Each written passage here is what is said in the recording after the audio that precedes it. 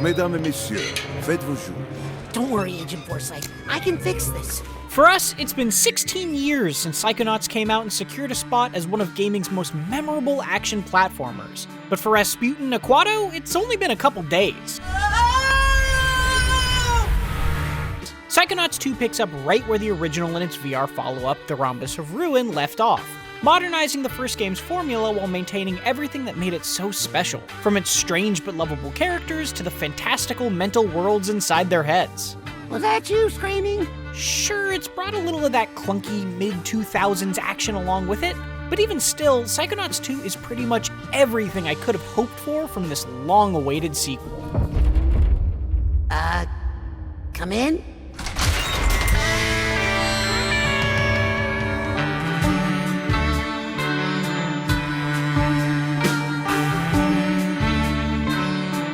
Those who haven't played the previous games will have to get caught up through a charming animated recap.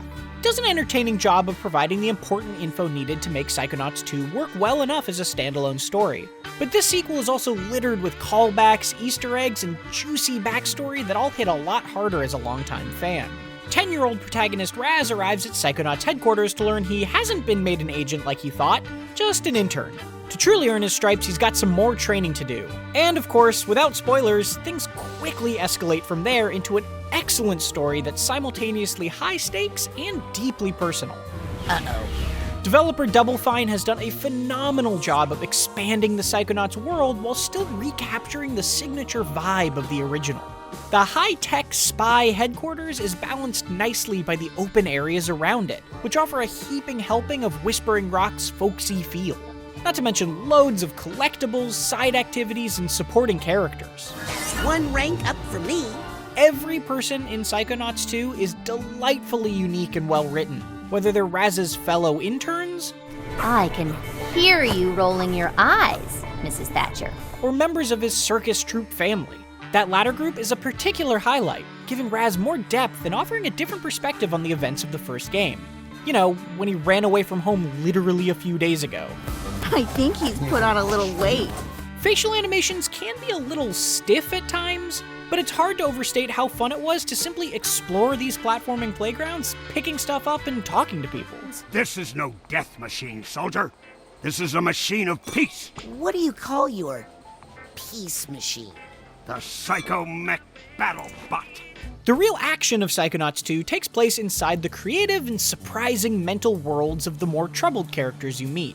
They do tend to follow a bit of a formulaic 3-section structure, but their wild themes and diverse gameplay mechanics are so different that each one is still a refreshing delight. One moment you might be playing life-size pachinko in a neon hospital casino, while the next you're cooking anthropomorphic food in a timed game show. There isn't really a bad world among the roughly dozen or so you'll enter, with a real standout being a psychedelic world where you're accompanied by a hilarious ball of light voiced by Jack Black. Is that a fish? I think it's a fish. Or a bus. I forget which is which.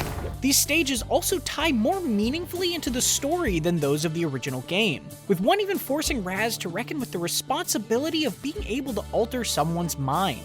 A significant conversation the first game never really had. I thought this might be a good place to talk about the incredible access we Psychonauts have, and the trust that goes with it. Platforming and combat have also been made deeper and more satisfying, though they can be a little clunky at times too. In classic Psychonauts fashion, you'll navigate exciting jungle gyms full of grind rails, trampolines, and trapeze bars, all of which are fun to use even if they occasionally didn't behave how I expected them to. None of its moments of imprecision are so bad that I ever stopped enjoying myself, especially since checkpoints are largely forgiving. But Psychonauts 2 definitely doesn't have quite the same level of polish as a fellow 2021 action platformer like Ratchet & Clank Rift Apart either. What's that sound? Let's see how tough everybody is now.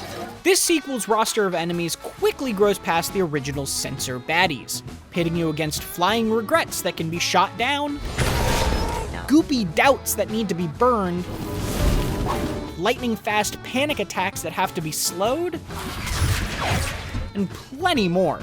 Dodging and spamming attacks can still be effective at times, but I like that most mental adversaries have a specific ability designed to answer them, pushing me to swap up my strategy. I want to use clairvoyance on this bad move, but it looks immune to it. On the other hand, only being able to equip 4 of your eventual 8 psychic abilities at once does add some obnoxious menu management to later fights. And that restriction is especially silly given one of them is the all but essential levitation that you'll frequently use to sprint and hover jump. But all the abilities are good fun to use, with one of my favorite new additions being the mental connection power that can jump you between points when platforming, or pull enemies towards you in combat. Psychonauts 2 also deepens character progression. Grabbing certain collectibles will rank Raz up as before, but your Psychonauts currency can now be spent on equipable pins to modify your abilities in neat ways, and points earned from ranking up can alter them permanently. That's a nice bit of simple but noticeable customization, though I did end up wishing the pin system was more generous overall. You can only equip 3 at a time, forcing you to choose between fun cosmetic options and actual power upgrades, and Psychonauts is earned surprisingly slowly. I didn't end up really fully getting to take advantage of pins until pretty much the end of the roughly 13 hours it took me to reach the credits. That's a shame, but the door is at least left wide open afterward to keep playing and check all the boxes you might have missed. Good job, Rasputin. Unfortunately, I can't find a way out of here anywhere. Sasha? How long has that golden door been there? Golden what? Psychonauts 2's weird and wonderfully written story is full of characters I loved getting to know. Most of its new ideas successfully modernize the already endearing Psychonauts formula, even if its enticing pin system can be a little stingy. I need more pins. Double Fine has also done a great job of expanding this universe toward both grander and more intimate threats, without losing the joyous childhood adventure vibes of the original. And while it may bring some of that mid-2000s action platformer clunkiness along with it, Psychonauts 2 is just about everything I could have wanted from a sequel to one of my favorite games. For another excellent action platformer, check out our review of Ratchet & Clank Rift Apart, or for a far, far worse one, my review of Balan Wonderworld. And for everything else, keep it right here on IGN.